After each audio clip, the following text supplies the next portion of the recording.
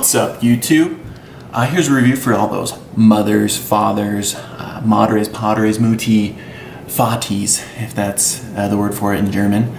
I have been looking for a baby monitor for a long time. I purchased the renowned Owlet, brought it home. It would not connect to my Wi-Fi. Didn't work. Called Owlet. They didn't know why. They recommended I return it. Before I did that, though, I had been setting it up, you know, the little disc thing and the little sock that you put on them, and the plastic, everything just felt really light and plasticky and cheap, not like $300-y. You know, you could barely, it was a pain in the butt, plug the USB in there, it just wouldn't go. I don't know if you ever had one of those cheap smartphones, and you just can't plug it in. So I took it back, returned it, asked if I wanted to exchange. I said no. I went and looked around the block at a baby store to see, you know, what else is out there. Because I wanted a camera monitor also to go along with it. So I ended up finding this. I saw this for $199. That's $100 cheaper than the Owlet.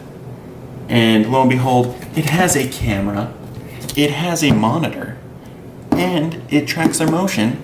So if something's going wrong and they stop moving, they don't breathe for 20 seconds, this thing alarms you. I thought, heck yeah, there was only one left in the store. This one is actually already like opened that I bought. And look, literally. All right, after unboxing it, I have a confession. It's actually an empty box. I've been using this monitor for 2 months. Here it is in action. Let's go over the pros and cons of what this thing does. Number one, it is a crappy touchscreen, which is fine, as long as it pushes and it works. But what this thing does do is you can actually toggle on and off the monitor, just like that. I know the monitor is not on, the movie one. Push this button, it's back on. Night vision, quality of the camera, it's whatever, it's nothing special. Can you see your baby in the dark? You can, it has night vision. It has an adjustable brightness. I think one of the biggest things with this is it has, it's called Vox.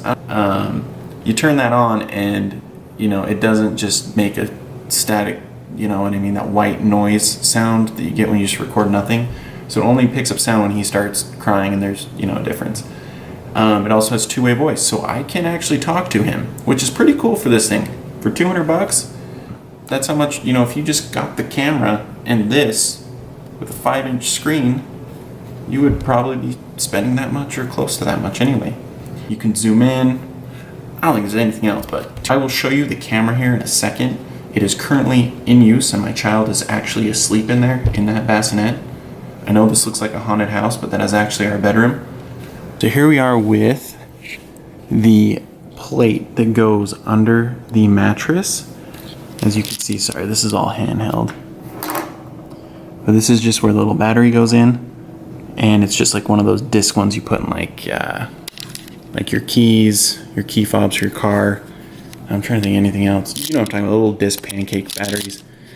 And then if you look, this can kind of like move.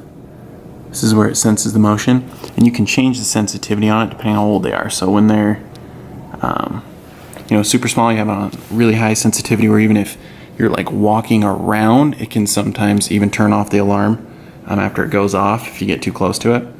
And then as they get older, you can bump it up. So it's a lot less sensitive. And then over here we have the camera. Sorry, I had to have it plugged in. One thing I found with this is sometimes the temperature is not always correct. It sometimes runs a little bit warm. I had this unplugged for a second. The nice thing is if the alarm ever goes off, you just push this top button and it turns off.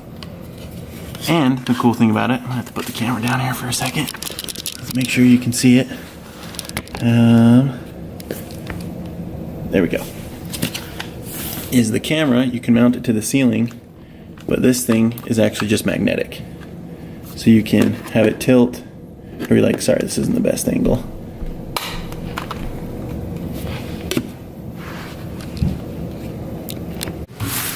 All right, so after seeing everything, reviewing it, using this product for roughly 2 months now, I've come to the conclusion, and I have some of the pros and cons. Some of the pros are, number 1, price compared to the Owlet. 2, reliability. 3, the baby does not have to wear it. It just goes under the mattress. Is a plus and pro and a con.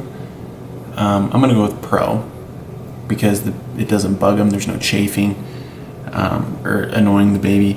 The one con I have, and it's the Owlet probably has them too, and they're probably much worse, is when your baby starts crying, you usually just go over, pick them up, calm them down.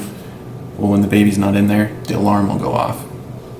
The plus is you know your baby's fine because you have them and you know why the alarm's going off.